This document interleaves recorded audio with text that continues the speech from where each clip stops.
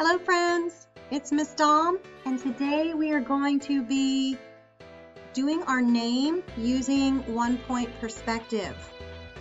So this is sort of part 2 of using perspective and 1-point perspective, and what I'm going to do is just a voiceover of a video that somebody else made, simply because it's very difficult to do this on a computer.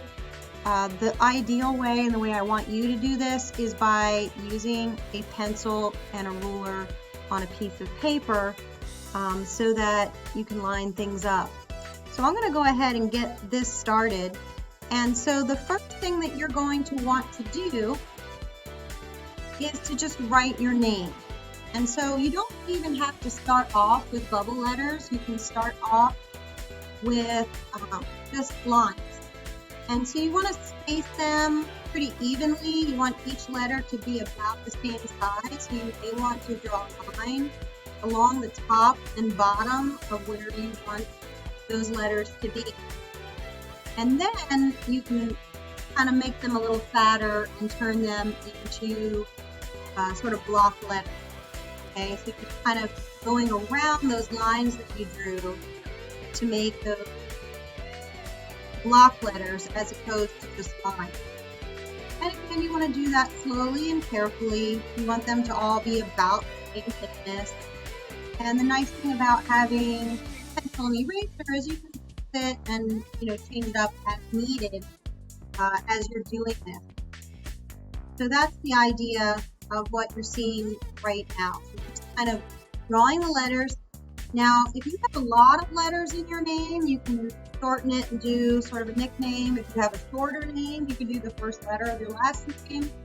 And so, that sort of depends on you and how long or short your name is, how difficult it might be. So you have the letters smaller or larger, depending on your name. Now, that little dot up there is the vanishing point. And so the vanishing point can be above or below your name. In this case, it's above. If it were below, it would look like you were looking up at the letters. If it's above, you're kind of looking down at the letters. So this is going to give the appearance of looking down at the letters. Now, these are lines that you will need to draw with a ruler, and everything that you're doing should be done lightly. So a lot of this is going to get erased. So you're going to line up the ruler with the edges of your letter and that little vanishing point. So the corners of those H's are lined up with the vanishing point. Corners of that N is lined up. O and other curving letters is a little more tricky. You have to sort of find an edge there. Now I noticed that the H is missing a line. That'll get filled in later. But all of those edges go to that vanishing point.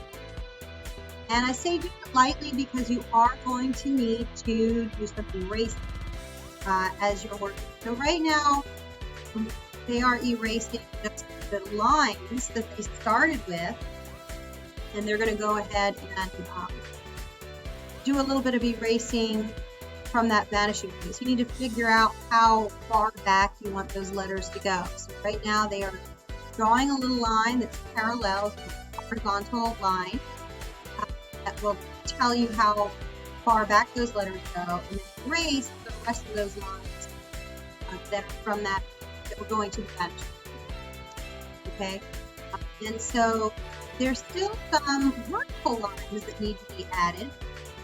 And again, you want to keep those right angles on those H's over there. So the last lines that you will see are the ones where you really want to keep those lines that are vertical. People tend to put them at an angle, and that kind of messes up that illusion of three-dimensionality. You really have to be careful as you're adding your horizontal and vertical lines after you've added those lines that go back to the vanishing point. So you're working with horizontal, vertical, and then those angling lines that go back to the vanishing point. So there you have letters that appear to be three-dimensional block letters. And from there, of course, you can add some patterns and some colors. You can even add shadows to increase that illusion of three-dimensionality. And so how you decorate it is really up to you if you want to use crayons or paint or markers.